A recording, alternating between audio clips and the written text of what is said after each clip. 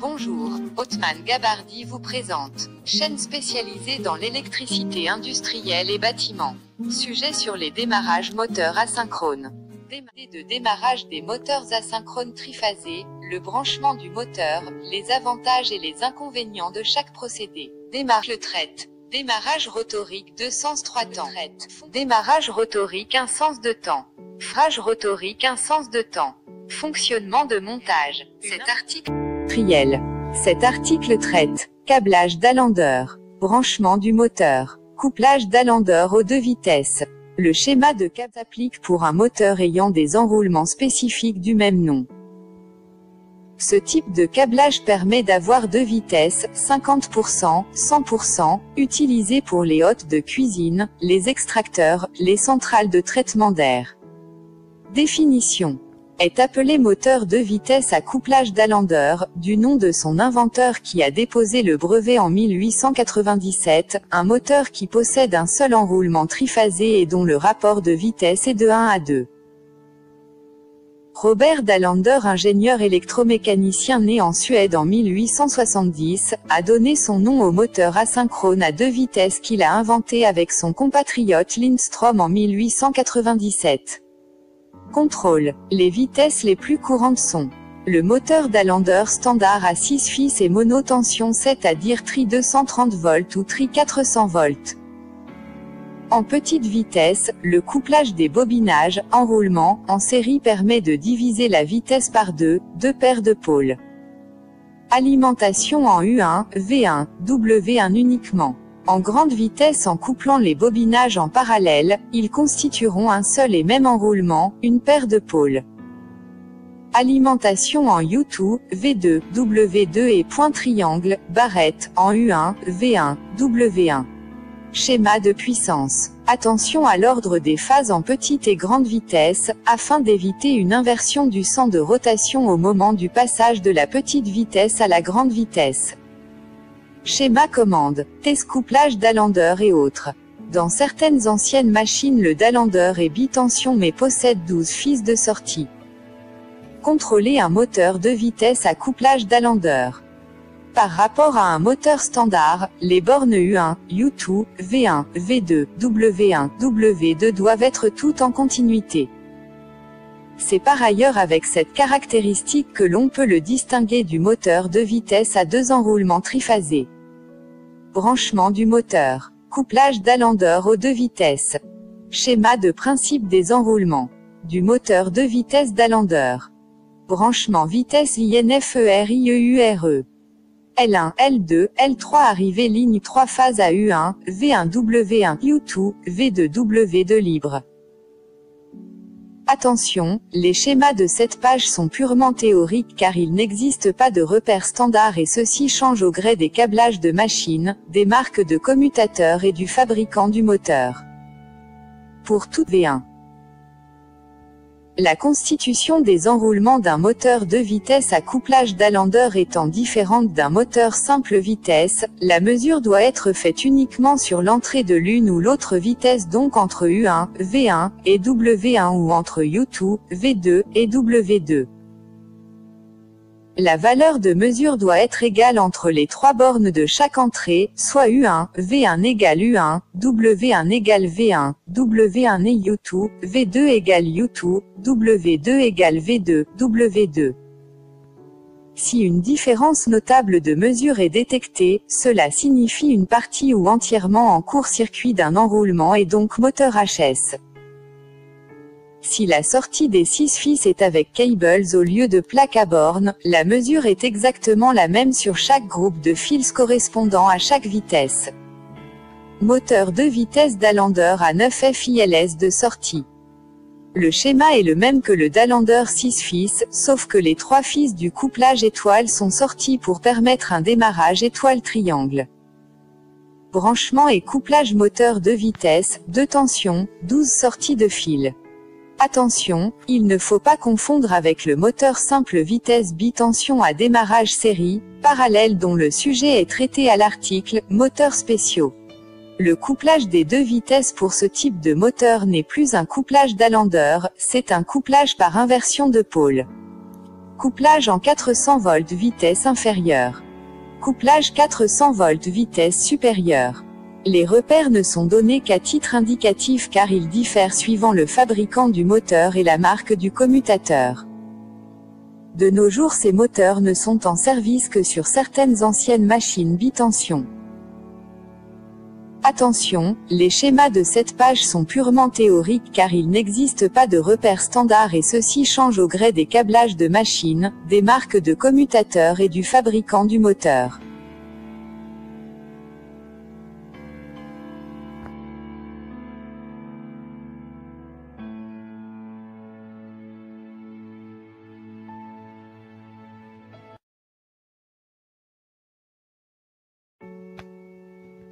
Démarrage direct moteur 100 de rotation. Les schémas suivants permettent d'alimenter un moteur asynchrone triphasé directement sur le réseau.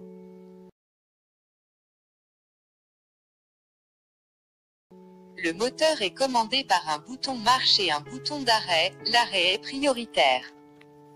Le schéma de puissance est constitué principalement d'un sectionneur, d'un contacteur et d'un relais thermique. Dans le cas d'une partie commande en basse tension comme montré sur le schéma de commande, il faut ajouter un transformateur, mono 230V ou mono 400V, et ses protections. Ce montage est aussi équipé de voyants optionnels. Schéma de puissance. Schéma de commande. Schéma des borniers. Schéma d'exemple d'implantation. Comment choisir les matériels. 1. Schéma de puissance. 2. Schéma de commande. Comment choisir les matériels. Le choix des appareillages est principalement réalisé en fonction du moteur. Il faudra calculer le courant qui traversera les appareillages en cherchant le courant nominal du moteur, ou bien en utilisant sa puissance utile. Dans ce cas, il faut diviser cette puissance par le rendement du moteur et utiliser.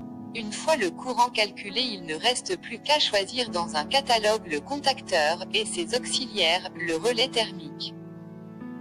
Il faut aussi dimensionner le transformateur en fonction de la puissance nécessaire en additionnant les courants d'appel du contacteur et les voyants. Il suffit alors d'utiliser la formule S égale UXI ou I égale SU. Une fois seront du type AM au primaire, JI au secondaire. En dernier lieu, on pourra calculer le calibre des fusibles du sectionneur type AM. Le démarrage direct. Pour un démarrage direct, il suffit d'un boîtier de démarrage classique, souvent vendu avec des protections thermiques. L'alimentation du relais de commande est prise entre deux phases ou entre phase et neutre. Elle présente un auto-maintien permettant au contacteur de rester collé après avoir lâché le bouton de commande. Le problème est l'intensité de démarrage, lorsque le moteur est en triangle, 6 à 8 fois l'intensité nominale. Le démarrage étoile-triangle. Afin de réduire l'intensité au démarrage, la solution peut être un démarrage étoile-triangle. Le principe du montage étoile-triangle consiste en 100 volts, couplage étoile. Ici, la tension est de 400 volts entre phases. Or chaque enroulement a besoin de 230 volts pour fonctionner. On choisit donc le couplage étoile. Si on utilisait le couplage triangle, chaque enroulement subirait 400 voltages à ses bornes et serait détruit. Plus petite tension moteur égale plus grande tension réseau. Quand la plus petite tension nominale du moteur asynchrone est égale à la plus grande tension réseau, donc la tension entre phases, on choisit le couplage triangle. Exemple, moteur 230 volts 400 volts sur réseau 127 volts, 230 volts, couplage triangle. Ici, la tension est de 230 volts entre phases. Or chaque enroulement a besoin de 230 volts pour fonctionner. On choisit donc le couplage triangle. Couplage impossible. Plus grande tension moteur égale plus petite tension réseau. Quand la plus grande tension nominale du moteur asynchrone est égale à la plus petite tension réseau, donc la tension entre phases, aucun couplage n'est possible.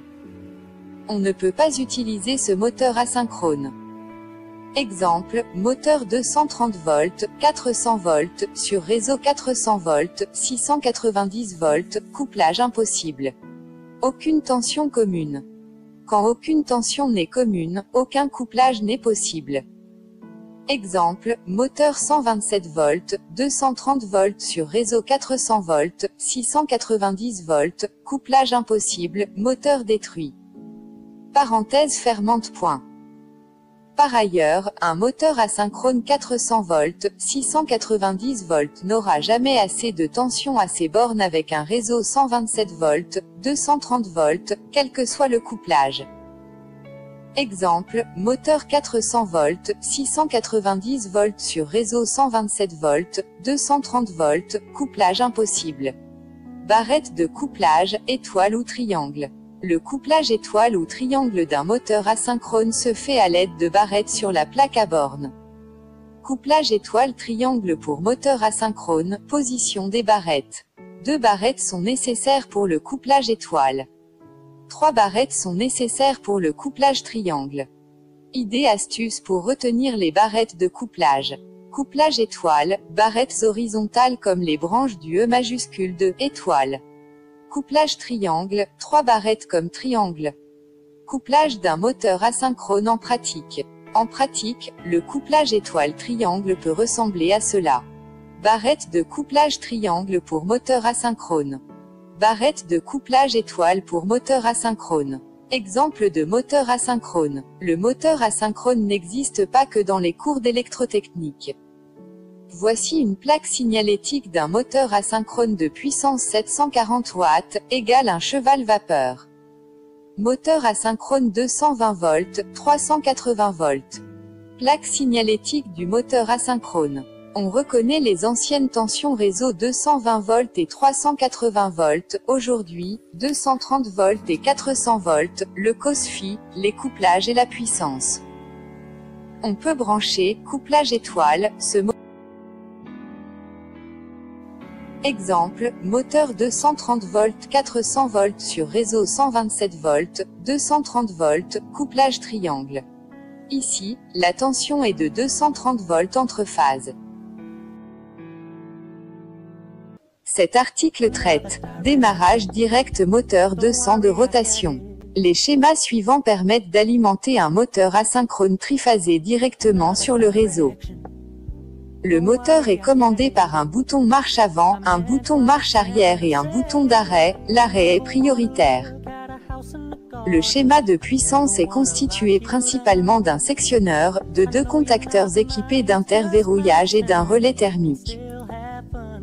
Dans le cas d'une partie commande en basse tension comme montré sur le schéma de commande, il faut ajouter un transformateur, mono 230 volts ou mono 400 volts, et ses protections.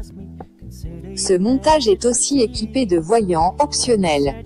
Schéma de puissance. Schéma de commande. Schéma des borniers. Schéma d'exemple d'implantation. Comment choisir les matériels. 1. Schéma de puissance. 2. Schéma de commande. 3. Schéma des borniers. 4. Schéma d'exemple d'implantation. 5. Comment choisir les matériels. Le choix des appareillages est principalement réalisé en fonction du moteur. Il faudra calculer le courant qui traversera les appareillages en cherchant le courant nominal du moteur, ou bien en utilisant sa puissance utile. Dans ce cas, il faut diviser cette puissance par le rendement du moteur et utiliser la formule.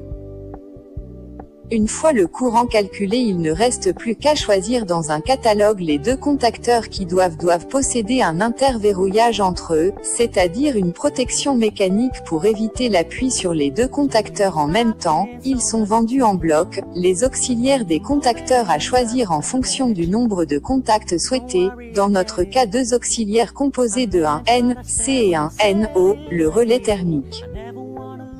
Il faut aussi dimensionner le transformateur en fonction de la puissance nécessaire en additionnant les courants, d'appel du plus gros contacteur, de maintien des autres contacteurs et des voyants.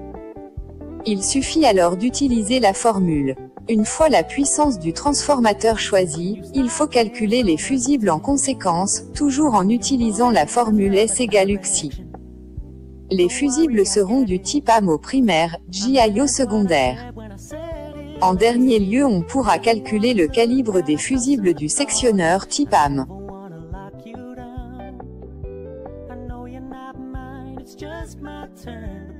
Moteur asynchrone. Démarrage direct moteur 1 sens de rotation. Démarrage direct moteur asynchrone. 2 sens de rotation. Les schémas suivants permettent d'alimenter